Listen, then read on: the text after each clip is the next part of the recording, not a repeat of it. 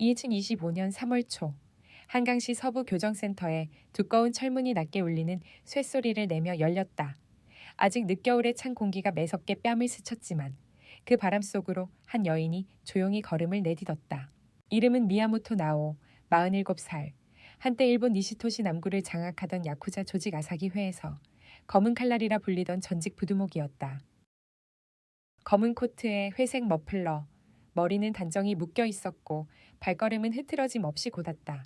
그러나 그녀의 눈빛은 여전히 날카로웠고 그 깊은 곳에는 무엇인가를 끝내 놓지 못한 사람만이 지닐 수 있는 오래된 슬픔이 어른거렸다.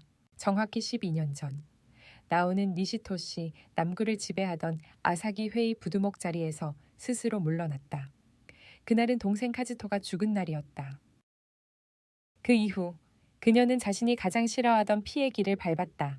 복수심에 이끌려 칼을 휘둘렀고 그 끝에서 스스로 경찰서를 찾아가 문을 두드렸다. 내가 죽인 사람은 내 동생을 죽음으로 몰아간 자들이다. 그녀는 살인을 자백했고 일본 법원은 징역 18년을 선고했다. 수감 중 재소자들 사이에서 벌어진 폭력 사건에 한국계 동포가 연루되면서 국제협정에 의해 그녀는 한국으로 이감되었다. 니시토시 인근 교도소에서 보낸 4년, 그리고 한강시 서부 교정센터에서의 8년, 총 12년을 복역한 끝에 드디어 바깥 공기를 마주하게 된 것이다. 교도소 앞 벤치에 앉은 나오는 아직 낮게 떠있는 아침 햇살을 올려다보았다. 그녀의 무릎 위에는 작은 종이 봉투 하나가 얌전히 놓여 있었다. 봉투 안에는 낡은 사진 2장, 이름이 희미하게 지워진 명함 1장, 그리고 지갑도 없이 누렇게 바랜 봉투에 담긴 현금 50만 원이 전부였다. 첫 번째 사진은 24살 때였다. 아사기 회에서 최초의 여성 칼잡이로 인정받던 날, 조직원들과 함께 찍은 단체 사진. 사진 속 그녀는 웃지 않고 있었다. 대신 눈이 모든 걸 말해주고 있었다. 두 번째 사진에는 세상에서 가장 아끼던 동생 카즈토가 있었다. 19살의 카즈토는 해맑게 웃으며 누나를 바라보고 있었다. 그때 그는 죽지 않았다면 지금쯤 33이 되어 나와 함께 이 도시의 봄을 걷고 있었겠지. 나오는 사진을 오래 바라보다가 입술을 삼키듯 조용히 중얼거렸다. 사람을 지키려고 칼을 들었는데 결국 사람을 잃게 될 줄이야. 그 말에는 분노도 크게 폭발하는 후회도 담겨 있지 않았다. 그저 너무 긴 시간을 돌아 나온 사람이 가진 체념과 담담함만이 남아 있었다. 택시 타실라예요. 교정센터 앞에서 손님을 기다리던 택시 기사가 조심스럽게 물었다. 나오는 잠시 그를 바라보다가 고개를 끄덕였다. 푸른 가을천 근처, 중앙 재래시장 쪽으로요. 기사는 순간 눈을 크게 떴다. 출소하자마자 번화한 재래시장으로 향하는 재소자는 드물었기 때문이다. 그러나 더 묻지는 않았다. 입에 담지 말아야 할 사정이 사람마다 있다는 걸 그는 알고 있었다. 뒷좌석에 몸을 기대자 창문 너머로 한강시의 풍경이 흘러갔다. 12년 전 그가 마지막으로 차창 밖으로 본 도시와는 전혀 달랐다. 새로 들어선 빌딩들, 헐리고 없어져 버린 낡은 건물들, 그리고 그 사이를 바쁘게 가르는 사람들의 얼굴. 중앙 재래시장 입구에서 택시가 멈추었다. 나오는 계산을 마치고 천천히 차에서 내렸다. 좁고 복잡한 골목, 손에 장바구니를 든 사람들, 국물 끓이는 냄새와 튀김 냄새, 생선 비린내와 김치 냄새가 뒤섞인 공기. 그 한가운데서 나오는 한동안 말없이 서 있었다. 마치 오래전부터 이곳을 알고 있었던 사람처럼 그녀는 어느 순간 아주 느린 걸음으로 발을 옮기기 시작했다. 시장의 끝자락에 이르자 낡은 2층 상가 건물이 하나 눈에 들어왔다. 덜컹거리는 철문이 달린 계단을 올라가자 2층 구석진 점포 앞에 임대라고 적힌 종이가 대충 테이프로 붙어 있었다. 나오는 교도소에서 지급받은 오래된 기초폰을 꺼내 들었다. 손가락이 조금 떨렸지만 번호를 정확히 눌렀다. 여기 가게 아직 비어 있나요? 수화기 너머로 중년 남자의 피곤한 목소리가 들려왔다. 아, 네, 아직 안 나갔어요. 보증금은 좀 싸게 드릴게요. 혹시 뭐 하실 건데요? 나오는 짧게 말했다. 우동 가게요, 작게요. 그녀는 가게를 계약했다. 보증금 500, 월세 60. 지금 손에 쥔 돈과 거의 비슷한 액수였다. 마치 누군가가 미리 맞춰둔 것처럼. 그녀가 가진 돈은 그 지점에서 딱 끝났다. 며칠 뒤 작은 간판 하나가 걸렸다. 나오 식당 국물에 마음을 담습니다. 한때 사람을 베던 손이 다시 주방으로 돌아왔다. 하지만 이번에 그녀가 만들 것은 피가 아니라 국물, 복수가 아니라 맛으로 사람의 마음을 얻는 길이었다. 시장은 생각보다 따뜻했다. 처음에는 일본 사람이라는 이유로 경계하던 상인들도 그녀의 손맛과 조용한 태도, 꼭 필요한 말만 하는 말투에 조금씩 마음을 열기 시작했다. 사장님 칼솜씨 장난 아니네요. 혹시 셰프셨나 봐요. 튀김 가게 박 여사가 웃으며 말을 건넸다. 예전에 칼 좀 썼어요. 나오는 그 정도만 답했다. 자신이 어떤 칼을 얼마나 깊이 사용했는지는 더 말하지 않았다. 아이들이 찾아와 오니기리를 사 먹었고 장사에 지친 상인들은 우동 한 그릇 앞에서 잠시 허리를 폈다. 한강시의 봄은 그렇게 천천히 아주 조금씩 나에게도 마음을 열어주고 있었다. 그러나 운명은 늘 조용히 발걸음을 맞추어 다가왔다. 어느 날 시장 입구에 낯선 차량들이 하나둘 멈춰서기 시작했다. 검은 승합차, 도심 분위기와 어울리지 않는 짙은 썬팅, 그리고 그 차에서 내린 검은 양복 차림의 남자들.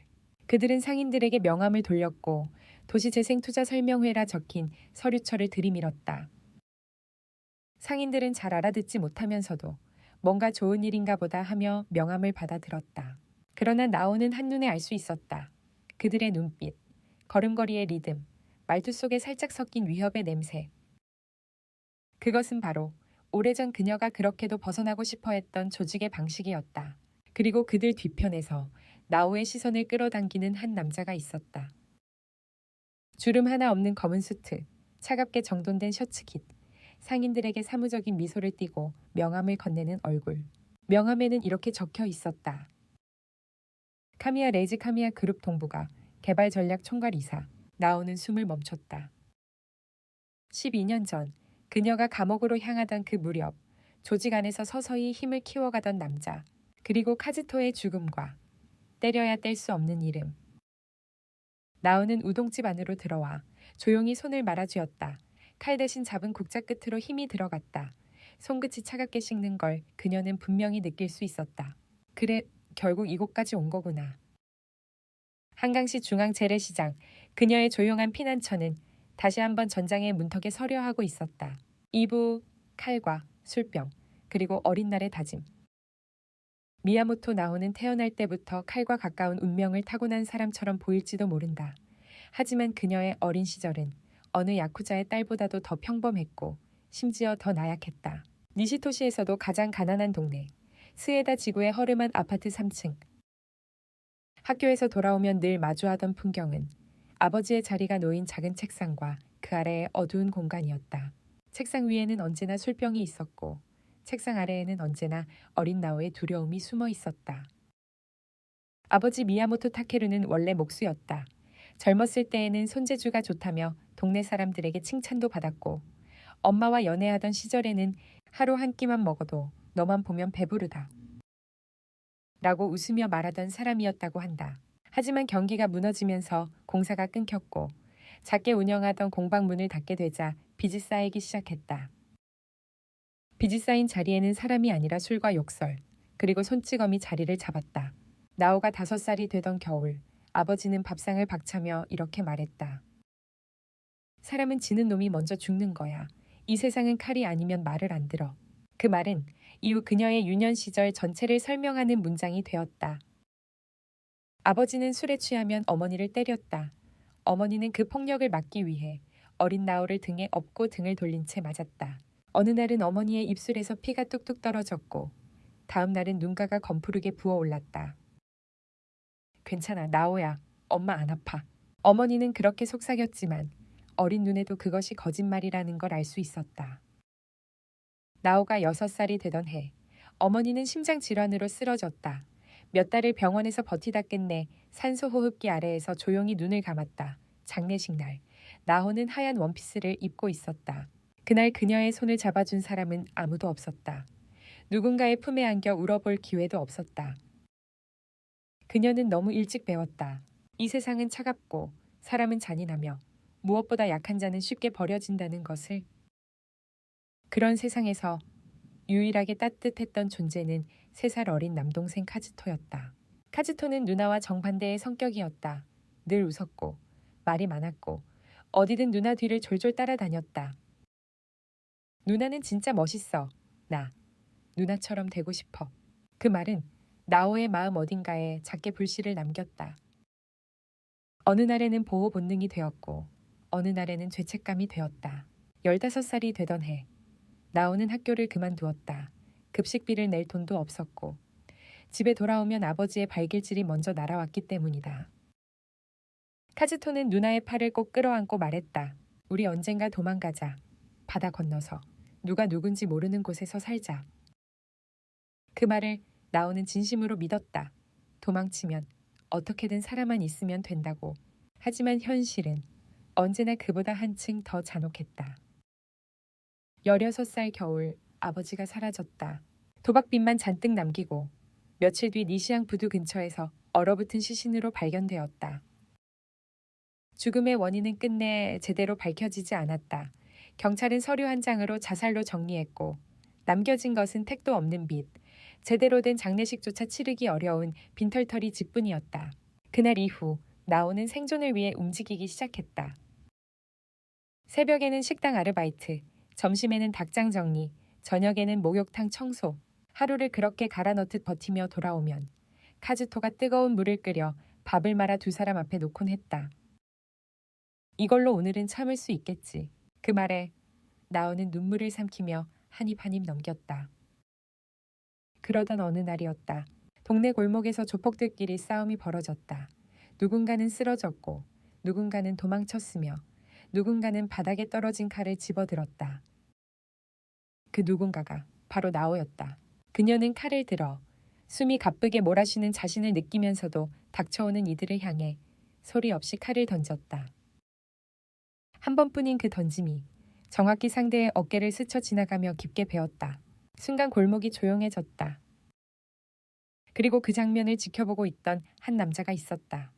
아사기 회의 간부 츠키오카 겐이었다. 지금 네가 던진 거냐 그는 묻고 한동안 나오의 눈을 똑바로 바라보았다. 칼을 던질 때 겁먹지 않더라. 그런 눈빛 가지네. 오랜만에 보네. 그 말과 함께 나오의 인생은 전혀 다른 방향으로 휘틀리기 시작했다. 미야모토 나오의 어린 시절은 겉으로 보기엔 그저 흔한 가난의 풍경처럼 보였다. 그러나 그 속에는 어둠의 심지가 매일 조금씩 타오르고 있었다. 니시토시 세우에다 지구의 삭막한 골목, 낡은 아파트 3층은 늘 눅눅한 습기와 술 냄새로 가득했다. 비가 오면 창문틀 사이로 빗물이 새어 들어오고 겨울이면 바람이 벽지를 들추며 안으로 파고들었다. 그 안에서 어린 나오는 늘 책상 밑에 숨어 손을 귀에 대고 아버지의 고함을 듣지 않으려 애쓰곤 했다. 아버지 타케루는 언젠가 사람들에게 칭찬받던 목수였지만 시간이 지나자 그 칭찬은 사라지고 술만 남았다. 손재주는 녹슬었고 자존심은 술에 절어 무너졌으며 그 무너짐은 늘 아내와 아이들에게 향했다. 어머니가 쓰러진 날은 아직도 선명했다. 그날 밤 어머니는 가슴을 누르며 힘겹게 앉아 있었고 어린 동생 카즈토는 울면서 어머니의 뺨을 부비고 있었다. 그 모습이 마지막이었다. 병원에서는 해줄 수 있는 것이 없다며 쓸쓸한 목소리로 부디 마지막 순간을 함께 해달라고 말했지만 아버지는 술에 취해 오지도 않았다. 장례식에서 나오는 흰 원피스를 입고 조용히 입술을 깨물었다. 누군가 손을 잡아주기를 바랐지만 아무도 손을 내밀지 않았다. 그때 어린 카즈토가 빗물에 젖은 듯한 눈으로 누나를 올려다보며 말했다. 누나, 엄마는 아프지 않을 거야. 나랑 있으면 괜찮아질 거야. 그 말은 어른들의 위로보다 훨씬 아픈 위로였다. 허응역으로 물든 집. 어머니가 떠난 뒤 집은 더 빠르게 무너져 내렸다. 아버지는 술잔을 내던지며 중얼거렸다. 사람은 약하면 죽는 거다. 칼을 든 놈이 세상을 잡는다. 그 말은 어린 나오의 기억 속에 모처럼 박혀 지금까지 남아 있었다. 어느 날 밤, 아버지의 주먹이 처음으로 그녀의 얼굴에 닿은 날, 하늘이 뒤집히는 듯한 충격이 있었다. 눈앞이 하얘졌고 어딘가에서 카즈토가 울며 소리치는 목소리가 들렸다. 그날 이후 나오는 작은 부엌 서랍에서 과도를 꺼내 베개 밑에 숨겼다. 그것이 자신을 지켜줄 것이라는 생각 때문만이 아니었다. 카즈토를 지켜야 한다는 감각이 어린 마음 깊숙이 뿌리처럼 자리 잡기 시작했기 때문이었다. 두 남매의 생존. 15이 되었을 때 나오는 더 이상 학교에 남을 수 없었다. 교복이 초라하다는 이유로 따돌림을 당했고 냄새가 난다며 뒤에서 몰래 비웃는 아이들이 있었다. 그녀는 조용히 학교를 그만두었다. 카즈토는 이유를 묻지 않았다. 그저 누나 옆에 다가와 손을 잡고 말했다. 우리 언젠가 도망가자. 바다 건너서. 아무도 모르는 데서 살자. 누나가 웃는 얼굴. 난 그게 좋아. 그 말은 희망 같았지만 현실은 점점 더 잔혹해져 갔다. 아버지가 도박 빚을 남기고 사라졌을 때 두 남매는 남은 빚을 감당할 수도 없었다. 집세는 연체되었고 냉장고는 텅 비었으며 겨울이면 보일러가 멈췄다. 나오는 새벽마다 일터를 옮겨 다녔고 카즈토는 편의점 아르바이트로 생활비를 도왔다. 둘은 서로를 위해 조금씩 늙어갔다. 이 골목에서 시작된 운명. 어느 날 저녁 스에다 지구 골목에서 난투극이 벌어졌다. 술에 취한 남자 둘이 싸우고 있었고 그 뒤에는 칼을 든 남자가 삐걱거리는 신발 소리를 내며 다가오고 있었다. 누군가는 넘어지고 누군가는 도망쳤고 그 혼란 한가운데 작은 칼 하나가 바닥에 굴러 떨어졌다. 그때 나오는 이상하게도 공포를 느끼지 않았다.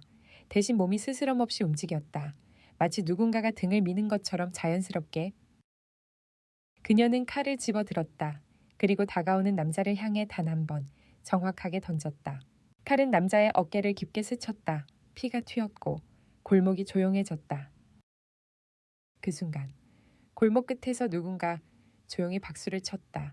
어둠 속에서 걸어나온 남자. 츠키오카 겐츠 아사기 회의 중간 간부이자 행동대장. 그는 나호의 얼굴을 깊게 들여다보더니 조용히 말했다. 겁을 먹지 않는 눈이다. 오랜만이군. 이런 눈빛. 그리고 덧붙였다. 네가 원하는 게 뭐지? 나호는 잠시 망설였지만 결국 솔직하게 말했다. 지금보다 나은 내일. 그리고 동생을 지킬 힘. 츠키오카는 미묘하게 웃었다. 그 웃음에는 섬뜩한 온기와 묘한 친절함이 뒤섞여 있었다. 좋다. 여기서 더 얻을 게 없다면 나한테 오든가. 그 순간 나오의 인생은 조용히 방향을 틀었다. 칼을 배우고 사람을 읽다. 17세의 그녀는 아사기 회에 들어갔다. 정식 조직원도 아니었고 훈련생도 아니었으며 그저 칼 잘 쓰는 여자애일 뿐이었다. 하지만 나오의 손은 놀라웠다. 칼을 쥐고 움직이는 힘, 거리 계산, 상대의 공격 방향을 읽는 눈. 단 3개월 만에 10년차 조직원을 제압했을 때 츠키오카조차 무표정하게 박수를 칠 정도였다. 그녀는 사람을 베지 않았다. 칼끝으로 옷만 가르고 팔을 비틀어 기절시키는 방식이었다. 내 칼은 사람을 지키는 칼이야. 어린 말이었지만 조직원들은 이상하게도 그 말에 고개를 끄덕였다. 나오는 그 말을 진심으로 믿었다. 칼을 써야 한다면 적어도 누군가를 지키는 데 쓰고 싶다는 마음이 있었다. 그 화려함 뒤 언제나 카즈토. 나오가 22이 되던 해 그녀는 아사기 회 최초의 여성 전투조장이 되었고 2년 뒤에는 부두목 자리까지 올랐다. 사람들은 그녀를 조용한 그림자라 불렀다. 칼과 진심을 함께 들고 다니는 이상한 여인. 아무 말 없이 싸움을 끝내지만 누군가가 울면 그 옆을 지키는 여인. 그러나 그 모든 화려한 말들 뒤에는 항상 카즈토가 있었다. 카즈토는 장학생으로 도쿄 근교 대학에 진학했고 나오는 매달 생활비를 보내며 동생이 더는 자신처럼 살지 않기를 바랐다. 카즈토는 종종 사진과 손편지를 보냈다. 누나, 다음 방학에 같이 모토마치 가서 사진 찍자. 한국 여행 가면 푸른 가을천 근처 우동집 가보고 싶어. 그 평범하고 따뜻한 말들이 나오가 조직에서 버틸 수 있는 이유가 되었다. 그리고 운명은 다시 무너진다. 2021년 봄 카즈토가 실종되었다는 연락이 왔다. 나오는 믿지 않았다. 그럴 리 없다고. 세상에 악몽을 또 꾸게 만들 리 없다고 생각했다. 그러나 이틀 뒤 니시앙 부두에서 카즈토의 시신이 발견되었다. 경찰은 서류 한 장으로 음주 후 실족사라 결론 지었다. 하지만 나오는 그 말을 믿지 않았다. 카즈토의 주머니에서 발견된 2개의 은색 알약. 그것은 조직 내에서도 극비리에 시험 중이던 신형 각성제였다. 외부 유통은 철저히 금지되어 있었고 이를 관리하던 부서의 책임자는 단 한 사람. 카미야 레이지. 나오는 조용히 조직 내부 문서를 뒤졌다. 그리고 약물이 실험되던 부서의 이름 아래 레이지의 서명을 찾아냈다. 그날 밤 나오는 그를 부르려 했지만 나타난 것은 레이지가 아니라 그의 오른팔. 시마즈 타츠야였다. 타츠야는 비웃듯 말했다. 이제야 왔네. 선택하라는 신호. 오래전에 보냈는데. 그가 손목을 흔들던 순간 나오의 칼이 그의 목 아래로 깊게 파고들었다. 피가 튀었고 12년 뒤 그녀가 감옥에 있던 그 계기가 만들어졌다. 어둠을 파고든 칼과 어둠 속에서 사라진 동생의 숨. 그 모든 끝은 나오가 다시는 돌아오고 싶지 않은 지옥의 문이었다. 시마즈 타츠야의 목에 칼이 닿던 순간 골목은 마치 시간을 멈춘 듯 고요해졌다. 나오는 숨을 거칠게 몰아쉬며 칼을 쥔 채 서 있었다. 피가 바닥에 떨어지는 소리가 한 방울 한 방울 마치 돌을 찍어내는 듯 선명하게 들렸다. 그녀의 눈앞으로 스쳐갔다. 어린 날, 어머니가 등을 돌려 아버지의 폭력을 막던 모습, 카즈토가 밤마다 남은 밥을 나눠주며 웃던 모습, 따뜻한 라면 한 그릇을 서로 나누며 내일을 꿈꾸던 날들, 그리고 부두에서 싸늘하게 누워있던 동생의 마지막 모습. 칼끝은 그녀의 결심보다 앞서 움직였다. 복수를 한 것이 아니라 지켜낼 수 없었던 것에 대한 비명을 칼이 대신 토해낸 것이었다. 그러나 피는 피를 부르고 복수는 책임을 요구했다. 타츠야가 쓰러진 뒤 아사기회 내부는 바로 폭풍처럼 흔들렸다. 조직 안에서는 둘로 나뉜 목소리가 치열하게 섞였다. 미야모토 나오를 감싸야 한다. 카즈토 사건을 파야 한다. 아니다. 부두목이 사람을 죽였다면 책임을 지게 해야 한다. 카미야 이사의 명령에 따르지 않으면 조직이 무너진다. 츠키오 가게는 조용했지만 단단하게 그녀를 감쌌다. 나오는 이유 없이 칼을 들지 않아. 이건 분명 안쪽에서 뭔가 잘못된 거다. 반면 카미야 레이지는 한치의 망설임도 없이 명령했다. 그녀의 목을 가져와라. 그래야 조직의 질서가 유지된다. 결국 나오는 더 이상 도망칠 곳이 없다는 것을 깨달았다. 그래서 그녀는 스스로 경찰서를 향했다. 새벽녘, 길거리에 걸린 가로등 불빛이 희미하게 흔들리는 그 시간. 나오는 허리춤에 찬 단도를 꺼내 바닥에 내려놓았다. 경찰서 문을 열며 말했다. 사람을 죽였습니다. 동생을 죽음으로 몰아간 사람입니다. 도망치지 않으러 왔습니다. 경찰들은 그녀를 알아보았다. 니시토시에서 꽤 유명한 인물, 조직 부두목, 칼잡이, 그리고 지금은 살인자. 손목에 차가운 수갑이 채워졌을 때 나오의 손끝은 놀랍게도 편안하게 떨렸다. 칼을 내려놓은 순간 어떤 의미에서는 그녀가 처음으로 자유로워진 것 같기도 했다. 차갑게 흘러간 재판. 법정은 냉정했다. 변명은 통하지 않았고 감정은 고려되지 않았다. 변호사는 말했다. 피고인은 조직 내 음모와 내부 배신을 주장하고 있으나 증거가 부족합니다. 판사는 시종일관 표정 하나 변하지 않았다. 마치 모든 이야기를 오래전부터 알고 있다는 듯, 혹은 전혀 듣고 싶지 않다는 듯 나오는 재판 내내 고개를 숙이고 있었다. 무엇을 말해도 카즈토는 돌아오지 않는다. 무엇을 증명해도 타츠야는 다시 일어나지 않는다. 그저 피가 진실보다 먼저 흐른 것뿐이었다. 결국 판결이 내려졌다. 징역 18년. 방청석에 앉은 몇몇 취재진이 웅성거렸다. 그러나 그날 나오의 귀에는 어떤 소리도 들리지 않았다. 오직 한 가지 생각만 떠올랐다. 그래, 이 길을 선택한 건 나니까. 띠감. 수년 뒤 나오는 재소자들 사이에서 벌어진 폭력 사건에 휘말렸다. 그 사건에는 한국계 동포가 연루되어 있었고 양국 협정상 특정 상황에서 형기를 분할하는 방식의 국제이감이 적용될 수 있었다. 그렇게 나오는 니시토시 인근 교도소에서 한강시 서부 교정센터로 이감되었다. 한국으로 향하는 비행기의 쇠창살 창문 너머로 구름만 흘러갔다. 그 속에서 나오는 생각했다. 이 낯선 땅에서 내 인생의 자녀 시간을 어떻게 살아야 하지? 새로운 땅은 새로운 기회를 의미할 수도 있었지만 그녀에게는 그저 또 다른 철창일 뿐이었다. 한강시 서부 교정센터. 한국의 교정센터는 일본과 달랐다. 좁고 조용했고 언어 장벽은 더 높은 벽이 되었다. 초기 1년 동안 나오는 거의 누구와도 말하지 않았다. 말을 걸려는 사람도 없었다. 특히 외국인 재소자라면 더 그렇다.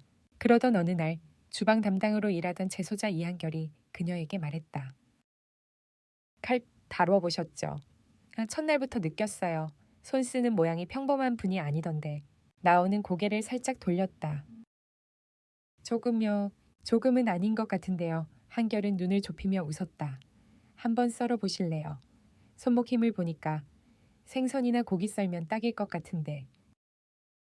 나오는 처음으로 도마 앞에 섰다. 12년 전. 마지막으로 사람을 뵌 그 손으로 이번엔 연어를 올려놓았다. 칼날이 연어를 스쳐 지나갈 때. 그 소리는 이상하리만큼 평화로웠다. 고기가 베어지는 소리, 비늘이 떨어지는 감각, 칼끝에서 느껴지는 재료의 온기. 한결은 말했다. 칼은 사람을 죽이기도 하지만 사람을 살릴 수도 있어요. 당신 손엔 두 개 다 있네요. 그 한마디는 나오의 마음 깊숙한 곳에 조용히 와서 닿았다. 그날 이후 나오는 주방에서 일하기 시작했다. 칼을 들되 피를 흘리지 않는 법, 칼로 사람의 마음을 채울 수 있는 법, 그것을 배우기 시작했다. 2년이라는 시간. 한강시 교정센터의 8년은 니시토시에서의 4년보다 느리게 흘렀다. 새벽마다 일어나 조리실에서 야채를 손질하고 점심에는 국물을 끓이고 저녁이면 설거지를 했다. 그 모든 시간이 나에게는 속죄였고 회복이었으며 또 다른 연습이었다. 언젠가 철장 바깥에서 다시 칼을 들게 된다면 그때는 사람을 지키는 칼만 쓰겠다는 다짐. 그리고 2025년 3월 그녀는 다시 세상 밖으로 나왔다. 손에 쥔 것은 낡은 사진 2장, 지워진 명함 1장, 50만 원. 그리고 오른손에 남은 오래된 상처 하나. 마음속에는 단 하나의 약속만 남았다. 나는 다시는 칼로 사람을 베지 않는다. 이번엔 진심으로 싸우겠다. 그 약속은 12년 전 동생에게 하지 못한 마지막 말이기도 했다. 한강시 중앙 재래시장은 계절 냄새가 먼저 바뀌는 곳이었다. 봄이면 새학기 용품과 산나물 냄새가 골목을 채웠고 여름이면 수박즙이 바닥을 적셨고 겨울이면 군고구마 연기가 천막 사이로 빠져나왔다. 그리고 지금 늦봄의 공기 속에서 미야모토 나오의 우동집에서도 다시 국물이 은은히 피어올라 시장 전체로 퍼져나가고 있었다. 칼을 잡는 손은 더 이상 떨리지 않았다. 칼끝은 양배추의 결을 읽고 무의 단단한 중심을 정확히 가르고 멸치 내장을 찢지 않고 제거할 수 있을 만큼 섬세해졌다.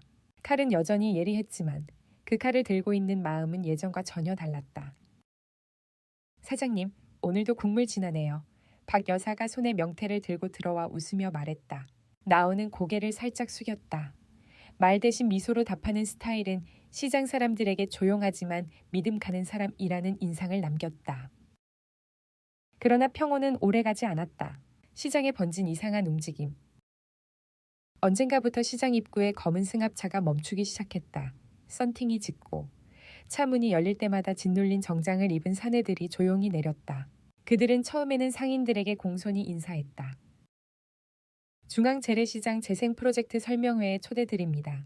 지역 활성화를 위한 개발 예정지라 협의를 드립니다. 말은 공손했다. 얼굴엔 친절한 미소가 걸려 있었다. 하지만 그 미소의 끝에는 어느 순간 흐르는 찬 기운이 있었다. 평범한 사람은 알아채지 못할 그 기운을 나오는 단번에 알아봤다. 조직의 냄새, 오래전 피비린내가 스며든 권력의 그림자, 사람의 재산과 삶을 수치로 환산하는 자들의 표정. 그날 이후 시장 곳곳에서 흘러가는 기류가 조금씩 바뀌기 시작했다.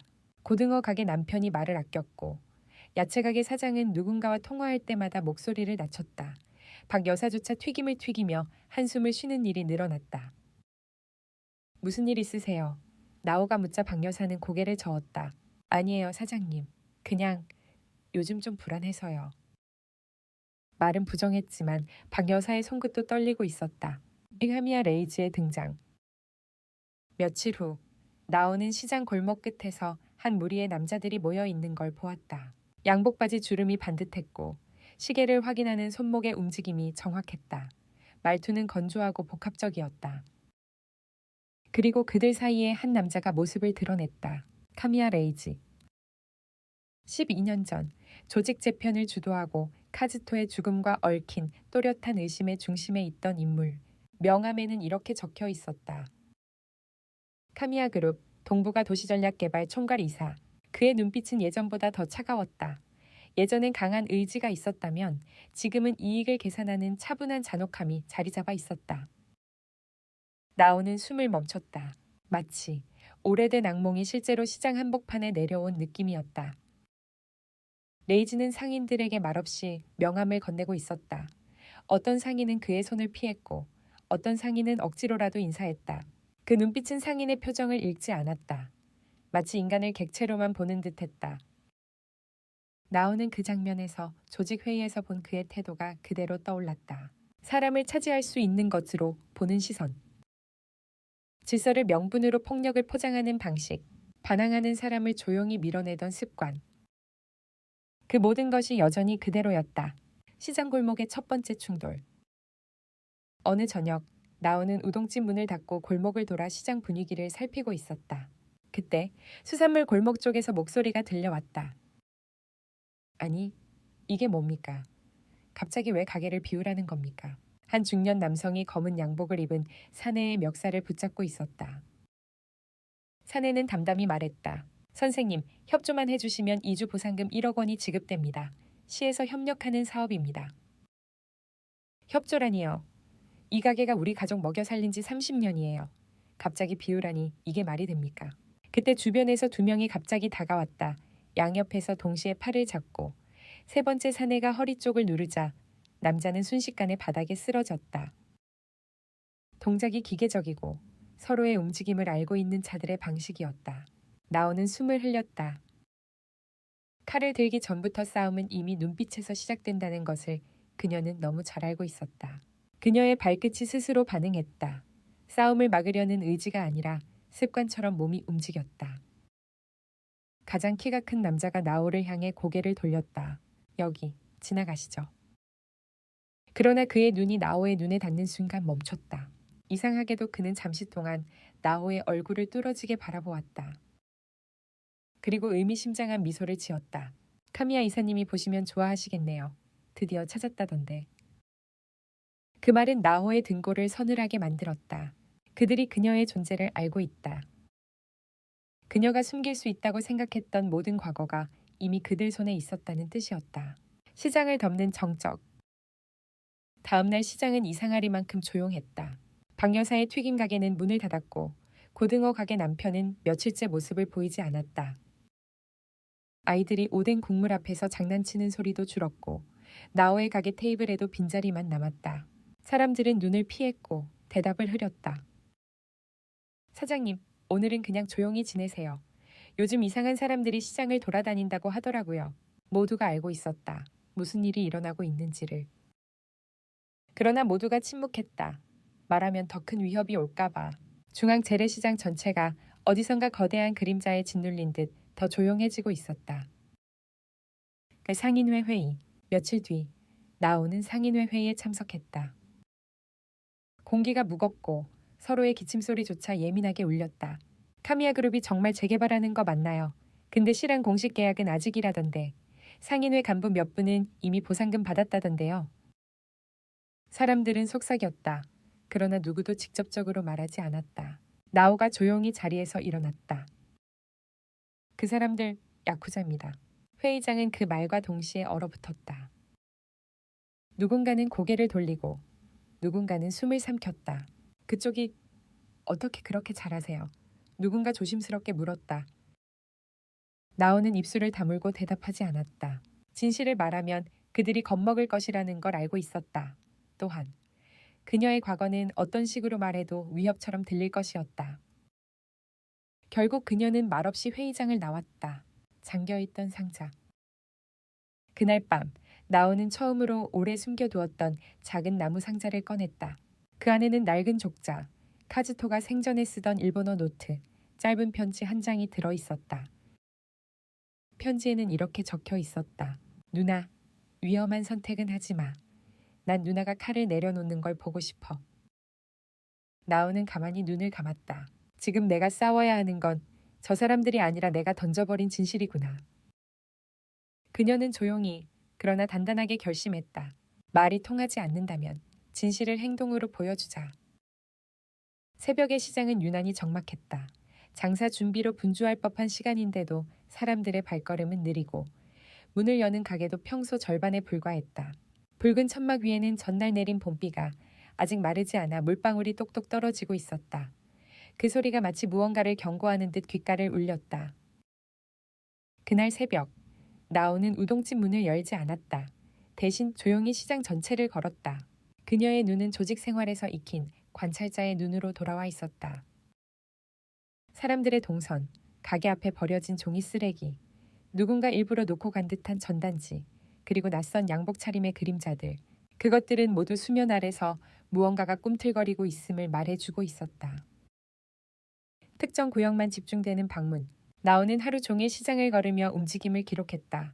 말없이 메모를 하거나 때때로 담배를 피우는 척 주변을 살폈다. 그녀는 곧 이상한 패턴을 발견했다. 카미야 그룹 사람들이 유독 세 장소만 집중적으로 드나들고 있었다. 수산물 골목, 튀김 골목, 채소 상가 라인. 그 구역들은 시장 동선의 중심부였다. 중심을 장악하면 나머지는 자연스럽게 붕괴된다는 것을 조직에서 오래전부터 알고 있었던 방식이었다. 역시 중심부터 흐트러뜨리는군. 나오는 중얼거렸다. 그때 마침 고등어 가게 아주머니가 두 손을 비비며 다가왔다. 사장님, 요즘 왜 이렇게 사람들이 와서 찍어가요? 우리 가게도 자꾸 사진 찍고 가던데. 어떤 사람들이요? 양복 입고 명함 돌리고 다니는 사람들 있잖아요. 그 사람들이요. 나오는 더 묻지 않았다. 불안에 떠는 사람에게 위협을 더 들려줄 필요는 없었기 때문이다. 그러나 그녀는 점점 확신하고 있었다. 카미야 레이지는 단순 개발 목적이 아니다. 이 시장을 통로로 이용하려 한다. 이미 서명된 계약들. 며칠이 지나자 시장의 공기에는 서늘한 긴장감이 감돌았다. 수산물 골목의 한 상인이 뒤에서 누군가와 말다툼을 벌이고 있었다. 아니, 나한테 왜 이런 걸 주는 겁니까? 그는 계약서 사본을 흔들었다. 계약서 아래에는 작은 글씨가 있었다. 명도 협조 시 보상금 1억 원, 지급 선의주 대상 우선순위 지정. 그러나 더 섬뜩한 부분은 그 아래 문장 한 줄이었다. 본 계약 내용은 외부에 공개하지 않는 것을 원칙으로 한다. 그 말은 이미 이 시장 내부에 비밀 합의를 한 사람들이 있다는 뜻이었다. 누군가가 팔아넘기고 있었고, 누군가는 두려움 때문에 서명했고, 누군가는 돈 때문에 동의했다. 나오의 손끝이 미세하게 떨렸다. 이렇게 빨리 내부 균열을 만들다니. 이건 일반 기업의 방식이 아니었다. 너무 효율적이고, 너무 조용하고, 너무 정확했다. 그것은 조직이 움직일 때의 방식이었다. 낯선 로비스트의 정체. 그날 밤, 나오는 시장 뒤편에서 중년 남성이 누군가와 통화하는 모습을 보았다. 그는 깔끔한 회색 정장을 입고 있었고 왼쪽 팔에는 얇은 금팔찌가 감겨 있었다. 그 팔찌에는 작은 각인이 있었다. KMG. 카미야 그룹의 약자였다. 남자는 통화하며 말했다. 네, 이쪽은 거의 넘어왔습니다. 몇몇 강경한 분들만 남았고요. 다음 주 안으로 정리될 것 같습니다. 목소리는 무미건조했고 전혀 감정이 없었다. 나오가 뒤에서 조용히 바라보고 있을 때 남자가 그녀의 시선을 느낀 듯 고개를 돌렸다. 그 순간 둘의 눈이 마주쳤다. 앵커에 남자는 잠시 나오를 살펴보았다. 그러나 아무 말 없이 천천히 골목 바깥으로 걸어 나갔다. 그의 걸음걸이는 조직 특유의 리듬이 있었다. 발끝과 발뒤꿈치가 동시에 바닥을 인식하는 듯한 움직임. 불필요한 동작이 없는 훈련된 자의 보폭. 나오는 그를 오래 지켜보다 천천히 중얼거렸다. 한국 측 로비스트, 그리고 일본식 행동 패턴. 당신은 누구지? 나중에 알게 된 사실이지만 그의 이름은 김무건이었다. 겉으로는 부동산 컨설턴트였지만 실제로는 카미야 그룹의 한국 측 연결책이었다. 새벽 침투, 설명회장에 스며들다. 나오는 더는 기다릴 수 없다고 판단했다. 직접 확인해야 했다. 그녀는 중고옷 가게에서 평범한 점퍼와 캡 모자를 구매했다. 머리를 질끈 묶고 일부러 얼굴을 가렸다. 그리고 그날 밤 종로 근교의 작은 카페 2층에서 열리는 카미야 그룹의 비공개 투자 설명회에 숨어 들어갔다. 창문 틈으로 본 실내에는 시장 상인은 단 한 명도 없었고 모두 양복 차림의 투자자들 뿐이었다. 그리고 연단에 카미야 레이지가 서 있었다. 여러분, 중앙재래시장은 단순한 시장이 아닙니다. 그는 서류를 넘기며 말을 이어갔다. 이곳은 도심 재편의 첫 거점이며 새로운 금융 네트워크의 출발점이 될 겁니다. 거점, 네트워크. 그 단어들은 평범한 재개발 설명회에서 나올 수 없는 단어였다. 나오는 손을 꽉 움켜쥐었다. 레이지의 눈빛은 예전보다 차가워졌고 그 차가움은 사람을 숫자로만 바라보는 냉정함으로 변해 있었다. 그날 밤 나오는 설명회장을 빠져나오며 스스로에게 말했다. 저 사람을 막지 않으면 이 시장은 하루 만에 사라진다. 다 나오의 선택. 집에 돌아온 후 나오는 서울시청의 도시 재생 관련 자료를 찾아보기 시작했다. 언어는 서툴렀지만 그녀의 인내심은 누구보다 강했다. 기초적인 단어 하나하나를 번역하며 자료를 정리하고 이를 상인회 회장에게 직접 건넸다. 그러나 돌아온 반응은 싸늘했다. 사장님이 일본 분이시라 솔직히 이런 일엔 관여 안 하셨으면 합니다. 말에 담긴 불신과 경계는 나오가 예상했던 것보다 더 냉혹했다. 과거에 무슨 일 하셨는지도 우린 대충 들었습니다. 그 말에 나오는 잠시 아무 말도 할 수 없었다. 사람들은 그녀의 진심보다 과거의 그림자를 먼저 보고 있었다. 그날 밤 우동집 문 앞에 이상한 전단지가 붙었다. 나오 사장은 전직 조직 출신, 시장 감시 중, 외부 세력과 연계 의심. 전단지는 새빨간 글씨로 인쇄되어 마치 경고장처럼 보였다. 그리고 그 아래에는 거친 글씨가 있었다. 칼을 들던 손으로 다시 시장을 흔들 거냐. 나오는 전단지를 떼며 조용히 손을 움켜쥐었다. 피가 손가락을 타고 흘러 하얀 타일 바닥에 한 점 떨어졌다. 그 피는 12년 전과는 전혀 다른 의미였다. 이건 내게 보내는 첫 번째 신호구나. 전단지가 붙은 다음 날 중앙 재래시장은 그 어느 때보다 조용했다.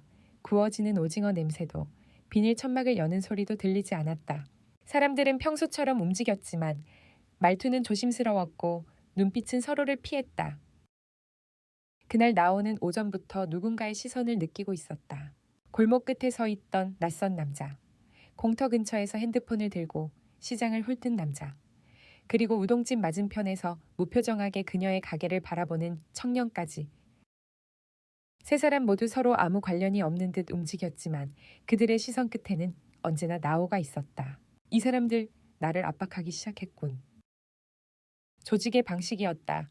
대놓고 위협하지 않는다. 대신 주변의 공기를 찢어 사람이 스스로 무너지도록 만든다. 나오는 가게 문을 닫으며 심장이 천천히 뛰는 것을 느꼈다. 공포가 아니라 싸움이 다가오는 징후를 읽은 것에 가까웠다. 상인들의 뒤바뀐 태도. 며칠 전까지만 해도 나에게 국물 비법을 물어보던 이성민 카레집 사장은 눈을 제대로 마주치지 못했다. 나오가 다가가자 그는 괜히 그릇을 씻으며 말했다. 사장님, 이런 말 해서 죄송한데. 말끝이 떨리고 있었다. 요즘 사람들이 너무 무서워하고 있어요. 사장님이 뭐 잘못했다는 게 아니라. 그의 어깨는 경직되어 있었다. 근데 우리가 반대하면 가족들까지 건드릴 거라던데요. 그 말은 시장 전체가 이미 압박을 받고 있다는 뜻이었다. 나오는 조용히 고개를 끄덕였다. 무서웠죠. 이성민은 움찔하며 고개를 숙였다. 예. 근데 사장님은 더 무섭지 않아요. 사람들이 사장님 과거 얘기하는 거 다 들었어요. 나오의 입술이 천천히 굳어갔다. 대답하지 않아도 그는 알고 있었다. 사람들은 과거를 들으면 진실보다도 두려움을 먼저 받아들인다. 그래서 다들 멀어졌구나. 생각보다 아팠다. 칼로 베인 상처가 아니라 사람이 멀어지는 상처가. 두 번째 전단지, 시장을 흔드는 거짓. 다음 날 아침, 우동집 문 앞 유리창이 산산조각 나 있었다. 깨진 유리 조각 틈으로 바람에 펄럭이는 종이 한 장이 붙어 있었다. 종이에는 손으로 휘갈긴 글씨가 적혀 있었다. 진실로 싸우겠다던 네가 결국 거짓에 길들여졌구나. 그 아래에는 붉은 잉크로 덧칠한 문장이 있었다. 떠나든가 썰든가. 그 문장을 보는 순간 나오의 눈동자가 아주 작게 흔들렸다. 칼을 들라는 말, 혹은 시장을 떠나라는 말, 둘 중 하나를 선택하라고 대놓고 압박하는 방식이었다. 나오는 종이를 천천히 접었다. 손끝에 작은 피가 맺혔다. 피가 떨어지는 순간 그녀는 속삭였다. 이제부터 직접적으로 움직이겠다는 뜻이군. 상인들 앞에서 터져 나온 고백. 그날 오후 시장 한복판에서 다시 전단지를 뿌리는 무리가 나타났다. 사람들은 움찔하며 피했고 아이들은 울먹였다. 나오는 더 이상 숨을 수 없었다. 그녀는 전단지를 붙이는 남자 앞에 섰다. 사람들이 놀라며 웅성거렸다. 그리고 나오는 처음으로 아무런 회피 없이 말했다. 그래요. 나 과거에 조직에 있었습니다. 순간 골목 전체가 멈췄다. 하지만 한 번도 이건 누구도 해칠 생각 없었습니다. 목소리는 떨리지 않았다. 사람들이 다가왔다. 나오는 그들을 하나하나 바라보았다. 오히려 여러분 중 누군가는 이미 여러분을 팔고 있어요. 사람들의 눈이 커졌다. 그 말은 단순한 추측이 아니라 확신에 가까웠다. 전 여러분을 지키려고 칼 대신 국자를 들었습니다. 그 순간 상인회 부회장 이태권이 앞으로 튀어나왔다. 사장님 그만하세요. 그의 목소리는 급박했다. 사람들이 놀라 그를 바라보았다. 이런 말 하시다간 정말 위험해집니다. 이미 몇몇 상인 가족이 피해를 봤다고요. 그의 말은 방금 일어난 일보다 더 충격적이었다. 사람들 사이로 긴장과 공포가 퍼져나갔다. 나오는 길게 숨을 들이쉬었다. 그럼 입을 다물고 살라는 건가요? 이태권은 고개를 돌렸다. 이게 현실입니다. 그 말에 나오는 심장이 무너지는 듯했다. 진심이 닿지 않는 현실, 진실이 오해로 덮이는 세계. 그녀 자신보다 시장 사람들의 무력함이 더 가슴 아팠다. 겉위편에서 움직이는 자들. 그날 밤 시장 입구의 어둠 속에서 카미야 그룹의 인물들이 모여 회의를 하고 있었다. 그 중심에는 이상훈 카미야 레이즈의 보좌관이 있었다. 이상훈은 서류 봉투를 상인 대표 몇 명에게 건네며 말했다. 이번 주 안에 미야모토 사장님 가게만 정리되면 시장 재편본 계약 들어갑니다. 그는 담담했다. 그러나 말끝에는 불길한 여유가 있었다. 가족분들께도 문제 없도록 관리해 드릴 겁니다. 상인 몇 명이 얼굴을 굳혔다. 근데 그 여자가 너무 끈질겨요. 한 사람이 말했다. 이상훈은 미소도 짓지 않았다. 그래서 우리가 도와드릴 겁니다. 그 말과 함께 그는 한 장의 사진을 꺼냈다. 사진 속에는 며칠 전 나오가 하야시겐과 대화를 나누는 장면이 찍혀 있었다. 각도도, 구도도, 타이밍도 너무 정확했다. 누군가 뒤에서 조작한 것처럼 마치 거래하는 장면처럼 보였다. 이 사진 어디에 올려야 가장 빠르게 퍼질까요? 얼마 후 그 사진은 전직 조직 인물과 비밀 접선이라는 자극적인 제목으로 지역 커뮤니티에 퍼져나갔다. 댓글에는 악의적인 말들이 쏟아졌다. 이럴 줄 알았다. 역시 일본인이잖아. 시장에 왜 있는 거지? 나오는 그 글들을 침착하게 그러나 고통스럽게 바라보았다. 이제 공격이 시작되는구나. 침묵 끝에 나선 그녀의 선택. 그날 밤 나오는 다시 종이를 붙였다. 그 종이에는 조용히 적혀 있었다. 이곳은 사람의 삶터입니다. 돈과 계약서로 지울 수 없습니다. 저는 과거 조직원이었습니다. 그러나 지금은 사람을 지키기 위해 국물을 끓이는 사람입니다. 그래도 저는 물러나지 않겠습니다. 이 글은 시장 입구에 걸린 차에 새벽 바람에 살짝 흔들리고 있었다. 그리고 다음 날 그 글은 칼로 찍혀 찢어져 있었다. 찢어진 종이 옆벽에는 붉은 스프레이로 세 문장이 적혀 있었다. 진심은 이기는 적이 없다. 나오는 천천히 그 글을 바라보았다. 그리고 잔잔하게 중얼거렸다. 그래, 그렇다면 이제 진짜 싸움이 시작이네. 중앙 재래시장에 내려앉은 공기는 마치 폭풍 전의 정적 같았다. 비늘 천막 사이사이에 스며든 바람은 어딘가 날카로운 울림을 품고 있었고 사람들의 발걸음은 평소보다 훨씬 빠르고 조심스러워졌다. 나오는 우동집 문을 열며 전날 벽에 적힌 붉은 스프레이 글씨를 바라보았다. 진심은 이긴 적이 없다. 그 문장은 아직도 선명하게 남아 아침 햇빛 아래 희미하게 번들거렸다. 그녀는 그 글씨 앞을 지나며 천천히 숨을 들이쉬었다. 그래, 너희의 방식은 알겠어. 하지만 나는 너희처럼 움직이지 않아. 그러나 세상은 진심만으로 버틸 수 없는 순간을 곧 그녀에게 보여주려 하고 있었다. 시장을 뒤흔든 두려움의 시작. 그날 오후 우동집 앞에 사람들이 일부러 거리를 두고 지나가는 모습이 보였다. 고등어 가게 아주머니는 웬일인지 나에게 인사도 하지 않고 가게 셔터만 서둘러 내렸다. 아이들이 오뎅 국물 앞에서 서로 미는 장난도 줄어들었다. 사람들의 표정에는 나회에 대한 경계와 공포, 그리고 혹시 잘못 엮일까 하는 불안이 비쳤다. 그날 시장 입구에는 새로운 벽보가 붙어 있었다. 미야모토 나호, 시장 분란 조성 주도 혐의, 전직 폭력 조직과 재접촉 의혹 상인들의 생계 위협 중 누가 언제 붙였는지 알 수 없었다. 하지만 너무나 의도적으로 사람들이 출입하는 입구 한가운데 붙어 있었다. 나오는 종이를 때려다 사람들의 시선이 몰려오는 것을 느꼈다. 사장님, 진짜 그런 건 아니죠. 우린 그냥 조용히 살고 싶어요. 시장에 더 문제 생기면 안 되니까. 말투는 모두 부드러웠지만 그 안의 거리두기는 너무나 분명했다. 나오는 조용히 고개를 숙였다. 사람들이 나를 믿기엔 너무 많은 공포가 퍼졌어. 그녀는 자신이 억울하다는 변명조차 하지 않았다. 그 변명이 더 큰 오해로 번질 걸 이미 알고 있었기 때문이다. 상인회 사무실 불길한 소식. 그날 오후 늦게 상인회에서 긴급 회의가 열린다는 연락이 왔다. 사무실에 들어서자 분위기는 침울했고 사람들의 표정은 모두 굳어 있었다. 상인회 회장은 몇 장의 서류를 책상 위에 내려놓았다. 나오 사장님, 그는 조심스러운 목소리로 말했다. 시에서 카미야 그룹과 관련된 불법 건축물 조사를 착수했다는 제보가 들어왔습니다. 나오는 살짝 놀랐다. 시청이 움직였다면 카미야 그룹의 계획에 균열이 생겼다는 의미였다. 하지만 이어진 말은 그녀의 생각을 무너뜨렸다. 문제는 카미야 그룹이 그 책임을 나오 사장님이 제보해서 생긴 일로 몰고 있다는 겁니다.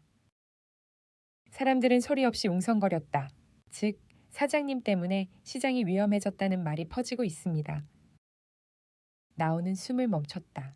이제는 나를 완전히 고립시키고 이용하려는 거군. 그 가운데 김무건이 강제로 받아낸 몇몇 계약서와 이상훈이 퍼뜨린 조작 사진은 사람들의 불신에 기름을 붓고 있었다. 회의는 무겁고 서늘한 공기 속에서 끝났다. 사람들은 말없이 나오를 지나가며 고개만 숙였다. 그들의 눈과 어깨는 당신이 잘못한 게 아니라는 걸 알아요. 하지만 우리도 무섭습니다. 라고 말하고 있었다. 그의 어둠 속의 접촉. 이상훈과의 첫 대면. 그날 밤 우동집 앞 골목에서 누군가가 기다리고 있었다. 붉은 등불 아래 담배 끝만 희미하게 빛나고 있었다. 가까워지자 그의 얼굴이 드러났다. 이상훈 카미야 레이즈의 공식 보좌관이자 실질적인 현장 관리자였다. 사장님, 잠깐 이야기하시죠. 그의 목소리는 얇고 매끄러웠지만 눈빛은 알 수 없는 깊이의 빈 공간처럼 느껴졌다. 왜 나한테 이런 짓을 합니까? 나오는 담담히 물었다. 이상훈은 입꼬리를 올렸다. 왜냐고요? 이 시장이 필요하니까요. 시장 전체를 부수려고요. 아니요. 그는 고개를 흔들었다. 부수는 건 과정일 뿐입니다. 건물 하나도 무너지지 않고 끝나면 그게 더 이상한 일이죠. 그의 말은 너무 평범한 어투로 말했기 때문에 더 섬뜩했다. 그럼 나에게 왜 이런 함정을 파는데요? 그는 담배를 털며 말했다. 사장님이 방해되니까요. 솔직히 시장에서 사장님 정도의 영향력은 눈에 가시거든요. 그리고 그는 마지막으로 이렇게 말했다. 사장님이 떠나면 이 일은 금방 끝납니다. 그 말은 조건이 아니라 경고였다. 앞 어둠 속 절망의 싸움. 며칠 뒤 시장 골목에서 폭력이 터졌다. 정확히 오전 11시 20분, 장날의 가장 붐비는 시간이었다. 사람 있어요. 사람 쓰러졌어요. 비명과 함께 시장 중앙 골목에서 사람들이 우르르 달려갔다. 쓰러진 사람은 상인회 부회장 이태권이었다. 머리에는 둔기로 맞은 듯한 상처, 손에 쥐어진 전단지, 그리고 바닥에 흩어진 종이들. 종이에는 이렇게 쓰여 있었다. 진실을 말하다가는 이렇게 된다. 사람들의 얼굴이 동시에 창백해졌다. 누가 이런 짓을... 이건 경고야. 완전히 경고야. 이제 우리도 위험해지는 거 아니야.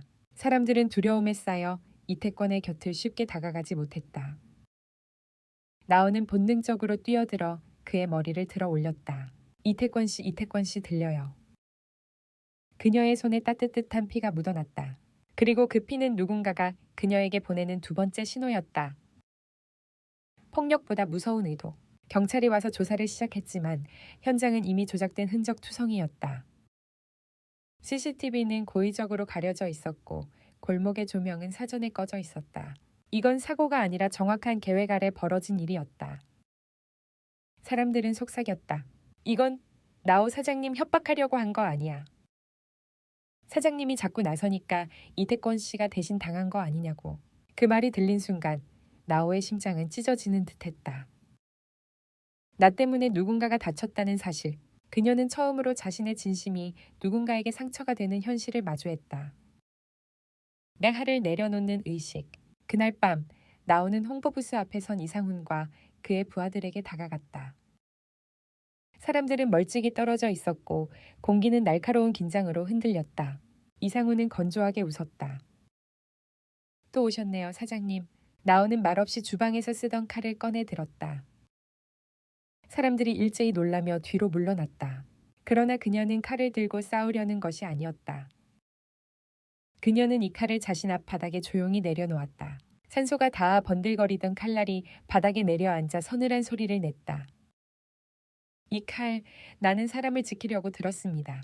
나오의 목소리는 아무 떨림 없이 고요했다.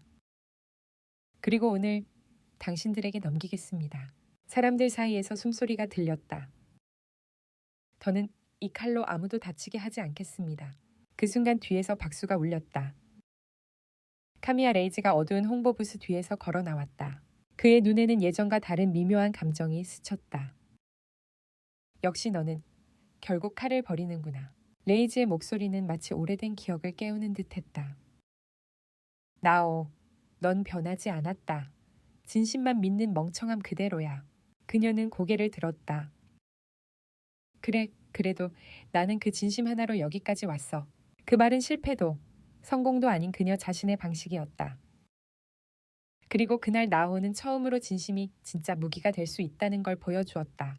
칼을 내려놓던 그 밤 이후 중앙 재래시장은 완전히 다른 공기로 뒤덮였다.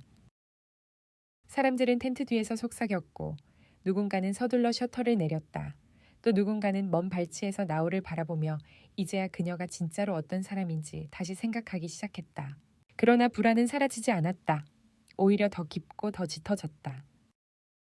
칼을 내려놓았다는 사실은 그녀가 싸움에서 후퇴했다는 의미가 아니라 누군가에게는 도리어 커다란 저항으로 비쳤다.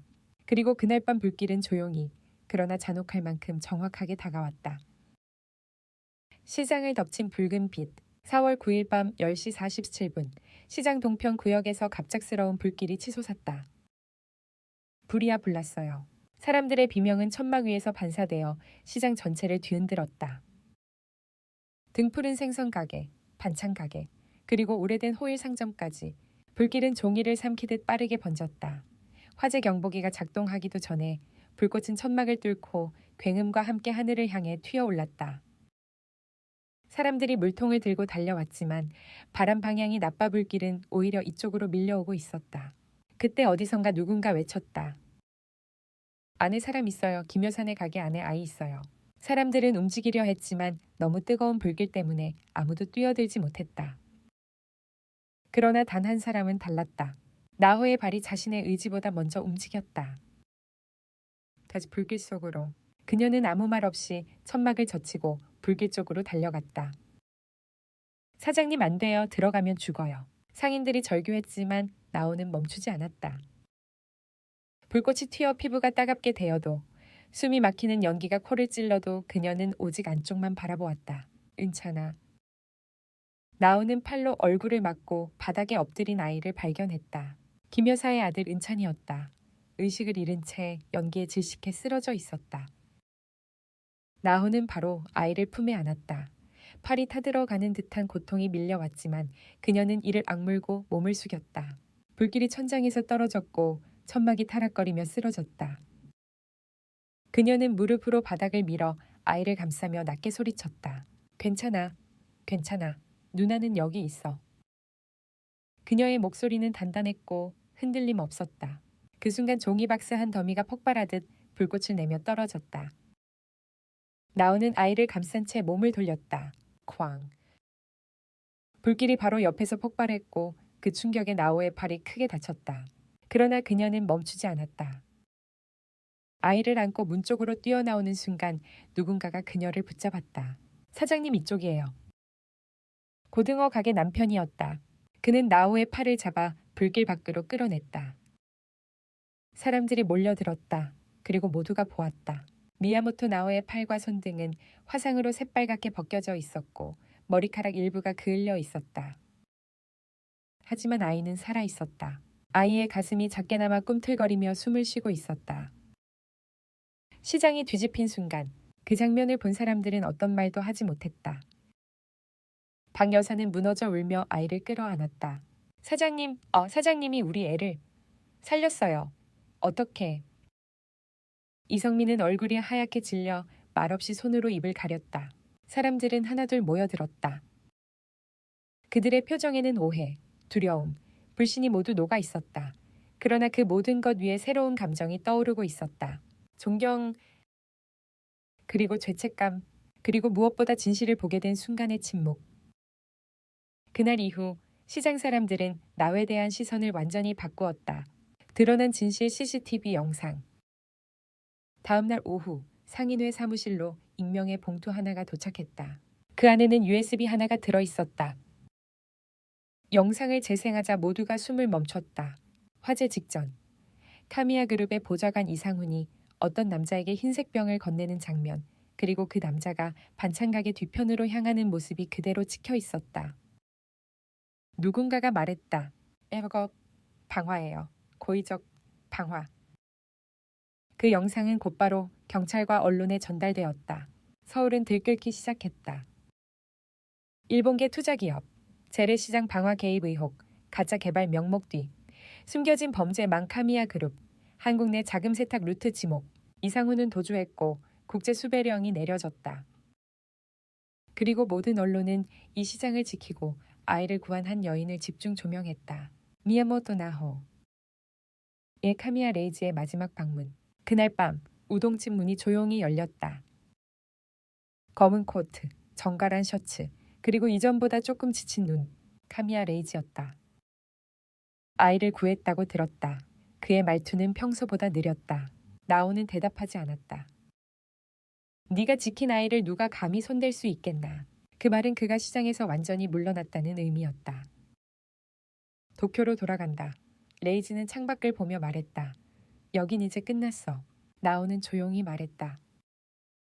나는 그냥 버텼을 뿐이야. 버텼다고 레이지는 고개를 돌렸다. 버티는 게 이긴 거다. 처음으로 그의 눈에 인간적인 감정이 스쳤다.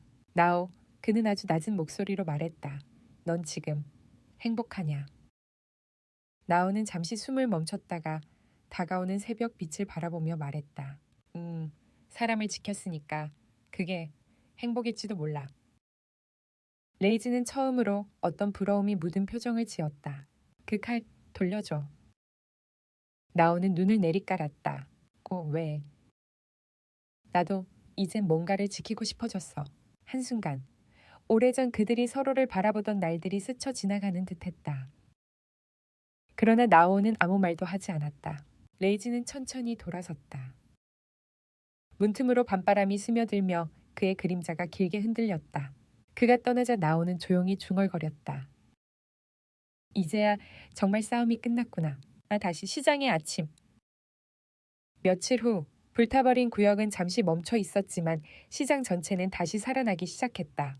김여산의 튀김 가게가 제일 먼저 문을 열고 그 다음은 과일 가게, 그 다음은 생선 가게. 사람들은 말없이 그러나 분명한 마음으로 우리가 당신의 진심을 봤다고 말해주고 있었다. 서울시는 중앙 재래시장을 자생적 도시 재생 성공 사례로 지정했고 정식 보호구역으로 등록했다. 그리고 올해의 명예시민 후보로 미야모토 나오가 추천되었다. 그녀는 조용히 그 제안을 거절했다. 전 그냥 국물 끓이는 사람이에요. 그러자 담당자는 웃으며 말했다. 그래서 사람들이 사장님을 더 존경하는 겁니다. 마지막 장면. 여름 햇살이 드리워진 시장 골목. 우동집 앞에는 빨간 양산이 늘어섰고 아침부터 가게 앞에는 줄이 이어졌다. 은찬이는 아르바이트를 하며 손님들에게 물을 주다가 쑥스러운 얼굴로 나에게 말했다. 사장님, 저 그때 기억나요. 저 구해주던 거. 나오는 은찬이의 머리를 쓰다듬으며 말했다. 응, 네가 살아서 난 그걸로 충분해. 상인들은 국물 한 그릇을 들고 와 나오의 진심을 인정했고 아이들은 그녀에게 칼 왜 그렇게 잘 써요 하고 천진난만하게 묻곤 했다. 그러면 나오는 웃으며 말하곤 했다. 사람 마음을 다치게 하지 않으려고 더 천천히 더 조심하게 된 거야. 그녀의 하루는 여전히 조용하고 평범하고 따뜻했다. 가끔은 꿈에 동생 카즈토가 나타나 청계천을 건너며 우동을 먹는 장면이 보였다. 누나, 이거 진짜 맛있다. 나오는 꿈에서 웃으며 말했다. 그래, 그 말 듣고 싶었어. 그리고 아침이 되어 창문을 열면 시장 골목에는 여전히 튀김 냄새와 웃음소리가 퍼져 있었다. 그 소리가 어떤 무기보다 강한 그녀의 새로운 삶이었다.